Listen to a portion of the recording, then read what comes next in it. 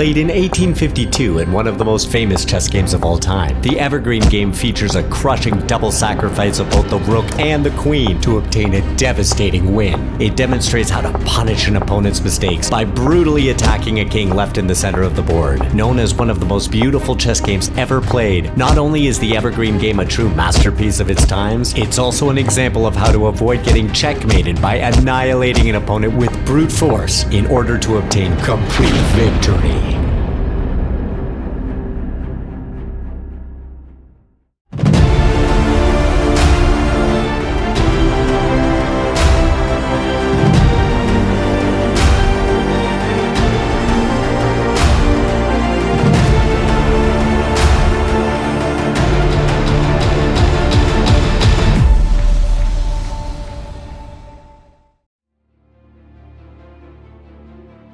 The Evergreen game is considered one of the greatest chess battles of all time. Playing white is Adolf Anderssen from Prussia, at the time considered to be the best in the world. He had recently won the first major international chess tournament in London in 1851 and was definitely a force to be reckoned with.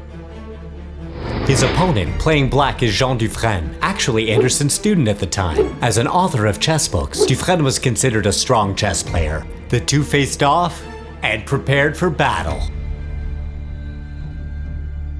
Anderssen opens kingside with e4, immediately taking control of the center and freeing up his queen and bishop. Dufresne replies with e5 for the same reasons, allowing for rapid development of the kingside and easy castling. White continues with knight to f3, both developing a knight and attacking black's pawn at the same time. Black defends it with knight to c6, also getting some development. Anderssen then moves his bishop to c4, playing the Italian game and attacking black's weakest square on f7. Dufresne answers with bishop to c5 for the same reasons, also taking control of a key diagonal. Then white plays pawn to b4, the Evans Gambit. Anderssen's offering a pawn to try to gain some sort of advantage against black. Dufresne accepts the gambit by capturing the pawn with his bishop. Okay, Adolf, he thinks to himself, let's see what you got.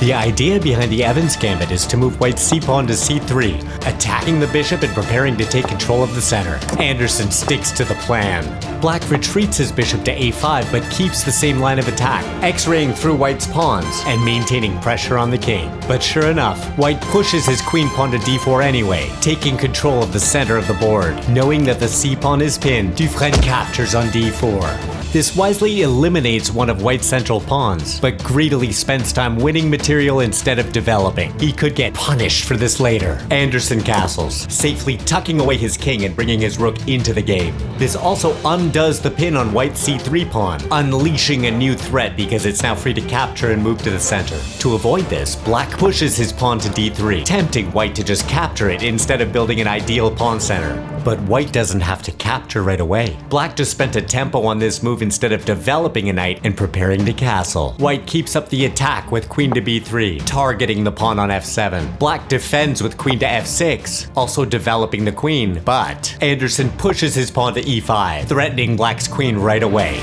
Now, the pawn can't be captured, because if black takes it with the knight on c6, white can simply pin the knight to the king by moving his rook to e1. The only way to then defend the knight is with pawn to d6, but then white can call queen b5 check, forking the king and bishop. Because the knight's pinned, it can't move and black's bishop is lost. So instead, Dufresne sidesteps the threat by moving his queen to g6, simultaneously defending the pawn on d3. There's still hope for that pawn, after all. White activates his rook to e1, occupying the same line as black's king. Black develops his knight to e7, defiantly setting it between his king and white's rook, and also opening up the kingside for castling.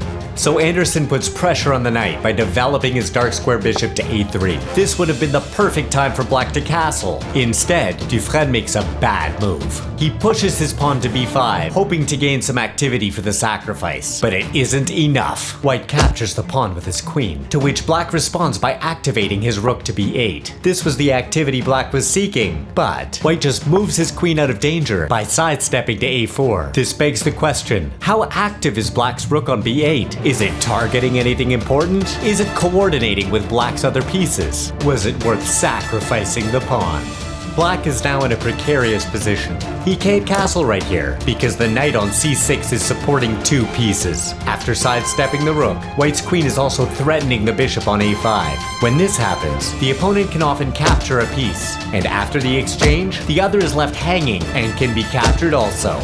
So because of this, Dufresne retreats his bishop to b6, protecting it with his pawns and taking aim at White's king. Anderson moves his queen knight to d2, looking to control more of the board's center. Black is now free to castle. Instead, he develops the light square bishop to b7, coordinating with his queen and eyeing g2. But there are 2 knights in the way, and Black really needs to castle to get his king to safety.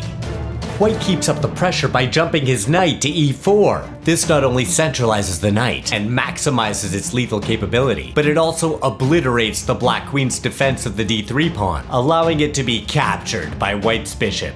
Again, Black really needs to castle. Instead, Dufresne plays queen to f5. What is he thinking? Is he trying to attack White's knight? The queen is no better on this square, and it completely wastes a tempo. Anderson will surely want to capitalize on this mistake.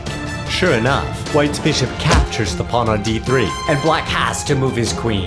Black can no longer castle, because then White could move his knight to f6 check. Black would have to save his king, and lose his queen with a discovered attack by the bishop. So Black retreats his queen to h5, keeping his sights on the f3 knight, but having wasted so many tempos with this little dance. And now, Anderson plays one of the most famous moves of the game. He lunges his knight to f6, forking Black's king and queen, and forcing Dufresne to capture with the pawn.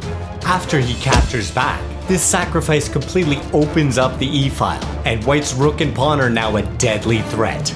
But Black has a threat of his own. He moves his rook to g8, taking advantage of the newly opened file, and pinning White's g-pawn. His queen is getting ready to do some serious damage. Anderson keeps up the pressure on Black's king. All of his pieces are active, except for one, the rook in the corner. By moving it to d1, all his pieces are now fully engaged in the battle, and ready to launch a coordinated assault.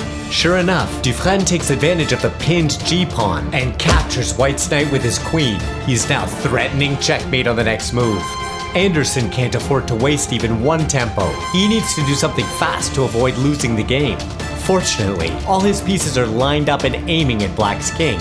White has the material to come up with a crushing combination. He sacrifices his rook by capturing Black's knight on e7 with check. Black has no choice but to capture back with the knight. Then, Anderson sacrifices his queen by capturing on d7. Check. Again, forcing Black to respond and not allowing him to move his queen. Black has no choice but to capture back with the king. Now White moves his bishop to f5. Double check. Both his bishop and rook are giving check, and the only way out for Black is to move his king. Black is now threatening 2 different checkmates, but White won't give him the chance to move.